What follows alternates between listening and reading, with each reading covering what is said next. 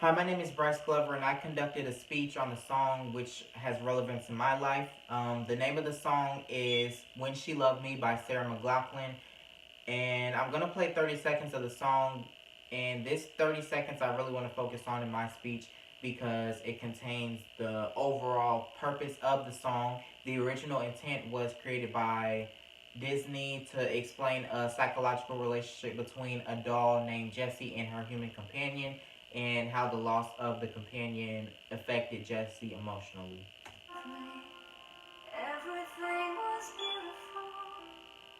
Every hour spent together lives within my heart.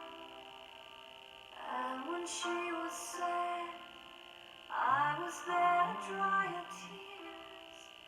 And when she was happy, so was I. When she loved me. Okay, so throughout the song, they personify Jessie multiple times to explain that she has an emotional connect with the human companion in the way that she's able to listen, and the companion is able to confide and explain her emotions to the doll that she's not able to do with other people just yet. As a child, you often speak to inanimate objects because, in your mind, psychologically, they're able to respond and accept what we're saying and not be judgmental. But as time went on, the human companion found confidence in other people, such as new friends and new relationships, and she began to focus her energy on more important things that correlated with her age. So this could be either schoolwork or a job or just anything that could shift her focus from Jessie, which at one point was the most important thing in her life, to something new.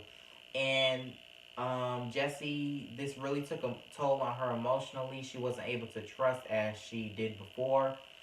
And I'm able to relate to this because in middle school, I had a best friend that I spent almost every day with. We tried to synchronize our schedules for high school so that we could have the same classes potentially. But as we got to high school, I realized she started hanging out with a different crowd of people, a crowd that I wasn't okay with hanging out with. But in an attempt to maintain our friendship and our relationship, I tried to change myself so that she would accept me more in a way. But obviously, this did not work out. And a phrase that I like to live by now is live and let live. And basically, this means that you live your life in the way that you conduct and carry yourself will attract the people that you're meant to be friends with. You should never try to adjust yourself to other people's needs, because if you do this, you're going to be unhappy in life. And yeah. I'm going to move on to the reading of the rainbow. When the sunlight strikes raindrops in the air, they act as a prism and form a rainbow. The rainbow is a division of white light into many beautiful colors. These take the shape of a long round arch with its path high above and two ends apparently beyond the horizon. There is, according to legend, a boiling pot of gold at the end. People look, but no one ever finds it. When a man looks for something beyond his reach, his friends often say that he is looking for a pot of gold at the end of the rainbow. Throughout the centuries, people have explained the rainbow in various ways.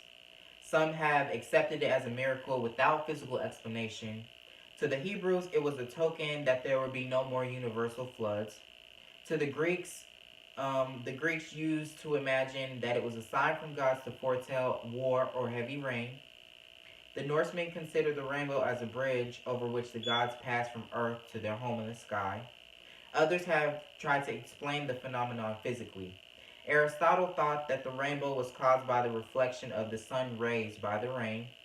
Since the physicists have found that the since then physicists have found that this is not a reflection but refraction from the raindrops which causes the rainbow.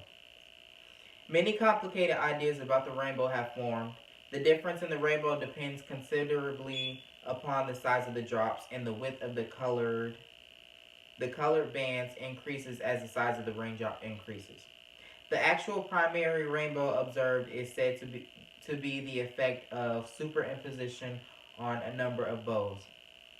If the red is the second If the red of the second bow falls upon the green of the first, the result is to give a bow an abnormally wide yellow band, since red and green, like when mixed, form yellow. This is a very common type of bow, one showing mainly red and yellow with little or no green or blue.